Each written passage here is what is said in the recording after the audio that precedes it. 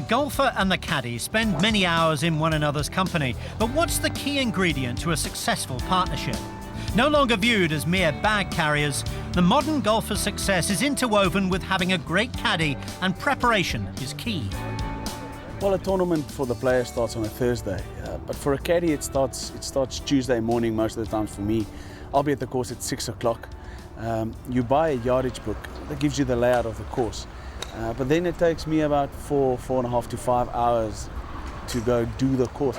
It's a case of just going out there with a laser and walking the hole and sussing out the best places to be off the tee, getting the elevation changes, right down the compass points for the winds and stuff, and just having a good look at the greens and seeing where the flags are and the best places to be, basically.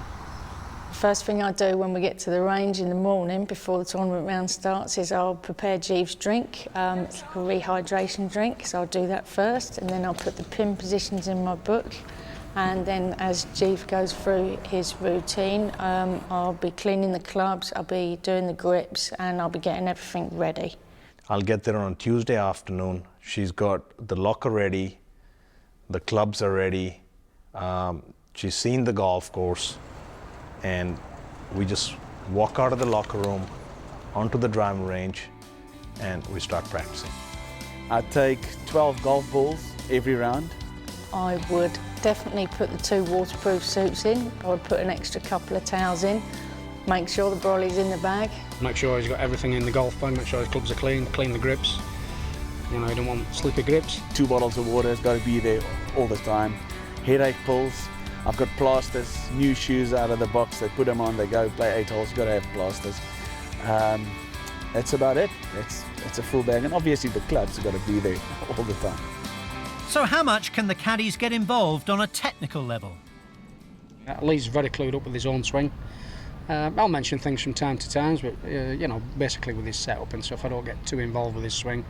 With the putting, I get a little bit involved. You know, might see a little, you know, his ball position might change, or you know, his hand position might change a little bit, or you see certain things like I might be taken outside the line.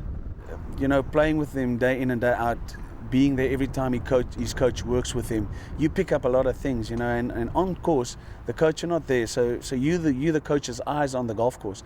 So I can see, you know, if there's something not right, or, you know, something he needs to work on, or something that they're working on that's not happening, I can go back and discuss it with the coach.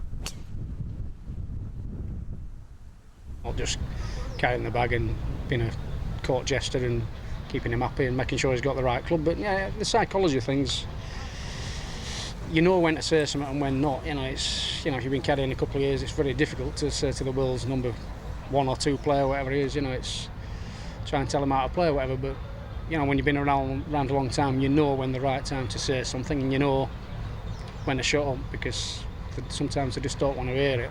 The most important thing for a professional golfer is to keep him calm and positive.